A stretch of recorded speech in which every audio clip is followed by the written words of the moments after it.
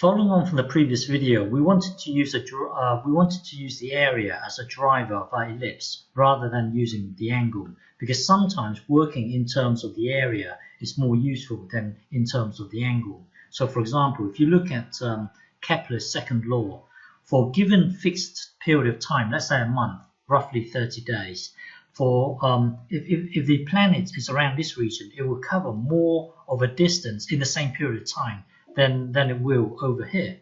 So around this region, it would cover more of a distance than around, let's say, this region. So Kepler's second law says that for a fixed period of time, this area here would be the same as this area here, or this area here would be the same as this area here. So sometimes you want to work in terms of the area rather than the angle. So going back to here, so our aim here is we ultimately want to input an area and then it will spit out a location. That's what we want. But in reality, what's happening is that you input an area and then it will work out the angle t. It would work out the angle t, and then from t we can put into we can then translate it to a location. So really, it gives you the fact that when you input an area, it will give you a location. But in between, you work out the angle first, and then you extract the location. So let's say we input an area. Let's say we input this area here. So this area here will have an angle of t. So let's split this down the middle. Let's split up this area down the middle here. So A1 will be given by the base, will be given by the base, which is this thing here, times the height, which will be this thing here, and then cut in half. Get the whole thing and cut in half. So merging these two together by using the double angle, we can merge these two together. So the whole thing here will then give us this. So A1, which is this area here, is given by this thing here. So for A2, we ultimately want to integrate a parametric curve. So we want to work out A2 now. So A2 is given by this. So let me explain this. So when you want to work out the area underneath a parametric curve, in your mind think of this. In your mind, think of a normal function f of x. In the normal function, if you want to work out the area underneath that line, you would sum up all the heights. Let's look at this rectangle here. The width of this thing here is dx. So you would sum up all the heights. So this represents a height, and this represents, in a way, the width of the rectangle. So in parametric form, you would want to sum up all the heights. So all the heights, well, the height would be given by this. This is your y. So this is your height. So you want to sum up all the heights, but then you need to take care of this dx. Well, to obtain the dx, look at this. X equals a cos t. So dx equals minus a sine t dt. So we can put this into this thing here, which will then give us this thing here. Okay, and for this area would result us in t being from 0 to t. So the area, this area here, A2, is given by this. Okay, but then you've got this annoying negative minus here. If you're integrating from 0 to t, you're going to incur this negative thing here. So let me explain this. Hang on.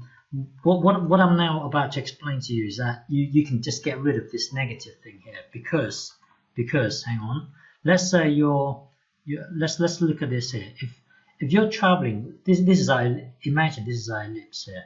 If you're traveling from here to here, the parametric equations will be given by this. If you're traveling from here to here, then the parametric equations will be given by this. Let's say you do to travel from here to here, you do it in 1 second, and from here to here you do it also in 1 second.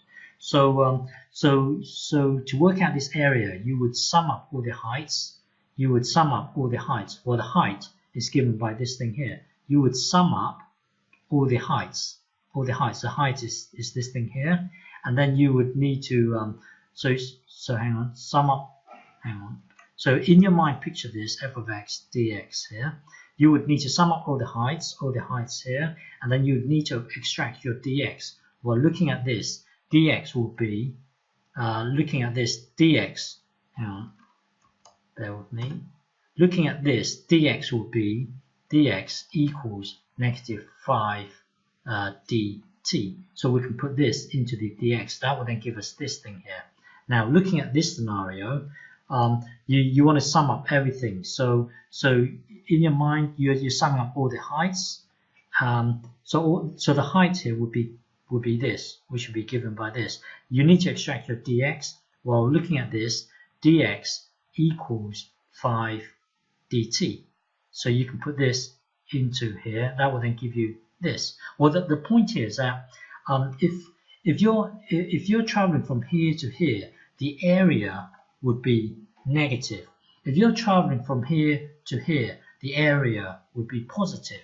So going back to here, our particle is moving from here to here. So when you integrate it, it will give us a negative area. If the particle is moving from here to here, then it will give us a positive. But we just want to know the area. We don't care about it being positive or negative. So I hope you can accept that. I hope you can allow me to just get rid of this negative. So getting rid, because we only care about the area. We don't care if it's positive or negative. So let's just get rid of this negative here. That will then give us this thing here. Okay, so now this is still annoying because you're doing it from 0 to t, and then yet you're doing it in terms of with respect to t. So let's go back to this thing here. So when we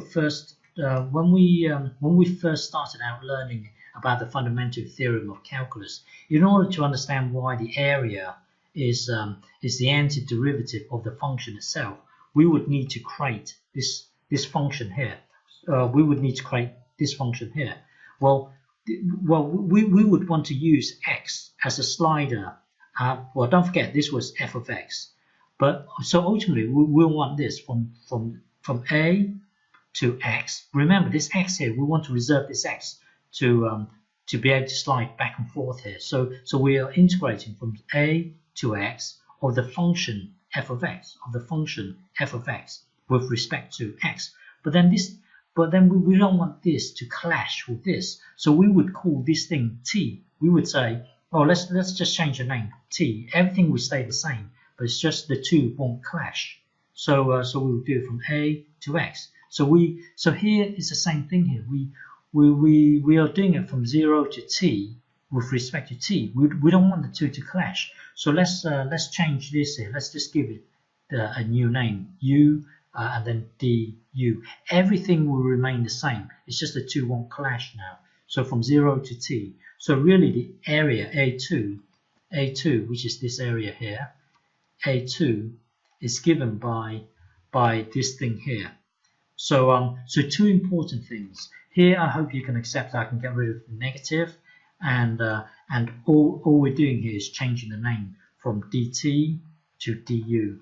So that this won't clash with the u here. So we are currently at this stage here where A2 is given by this. I will continue in the next video. Okay.